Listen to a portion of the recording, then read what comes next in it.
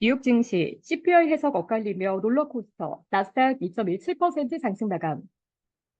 뉴욕 증시가 기술주 위주로 급등하면서 하루를 마쳤습니다. 8월 미국의 소비자 물가지수 결과에 실망했던 주요 주가지수는 장 초반 급락했으나 긍정적인 해석이 우위를 점하며 급반등했습니다. 11일 뉴욕 증권거래소에서 다우존스 30 산업평균 지수는 전장보다 124.75포인트, 0.31% 오른 4861.71대 거래를 마감했습니다. 스탠더드 앤드 푸어스 S&P 500 지수는 전장보다 58.61포인트, 1.07%인 5,554.13을, 나스닥 종합지수는 전장보다 369.65포인트, 2.17% 급등한 17,395.53의 장을 마쳤습니다. 8월 CPI를 두고 해석이 엇갈리는 하루였습니다. 8월 CPI가 나온 뒤 장 초반 주요 주가 지수는 우량주 위주로 급락 흐름이 나타났습니다. 다우지수는 한때 4만 선이 붕괴되며 마이너스 1.83%까지 낙폭을 확대하기도 했습니다. S&P 500 지수도 마이너스 1.61%까지 낙폭이 벌어졌습니다.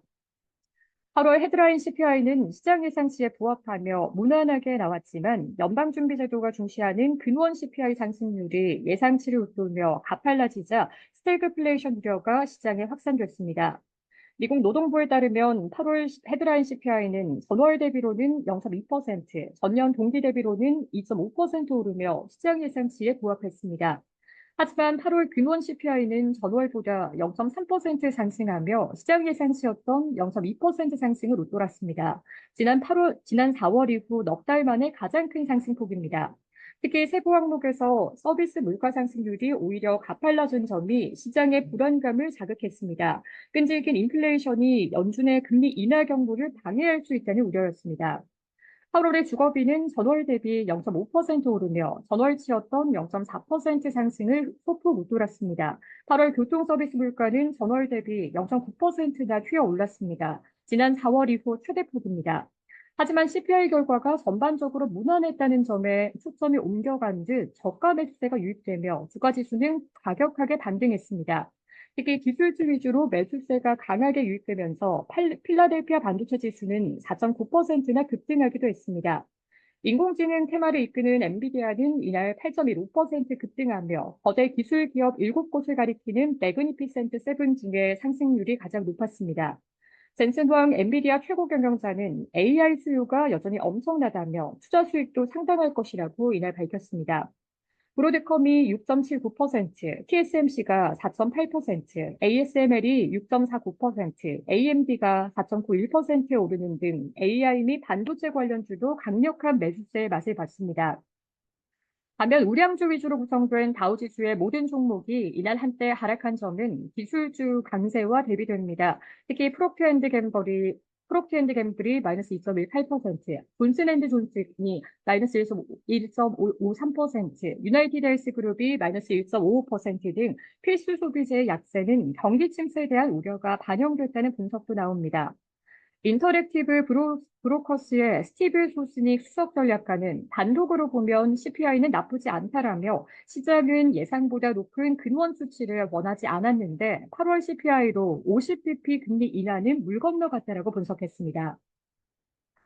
뱅크 오브 아메리카는 최대 주주 워런 버핏의 버크셔 해서웨이가 지분을 추가로 축소했다는 소식에 약세를 보였습니다. 스타벅스는 새로운 CEO에 대한 기대감이 지속되면서 5% 넘게 상승했습니다.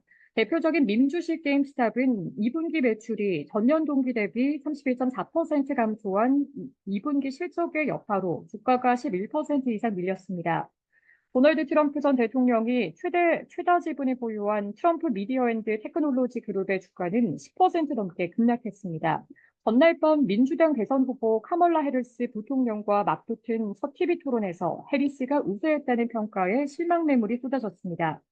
글로벌엑스의 스콧 헬플스타인 투자 전략 총괄은 운전석에 앉아 있는 것은 연준이 아니라 경제이고 이것은 좋은 일이라며 물가 안정과 견고한 시장, 강력한 기업 실적은 연준의 금리 인하와 맞물려 추가 상승 여건을 마련하고 있다고 말했습니다.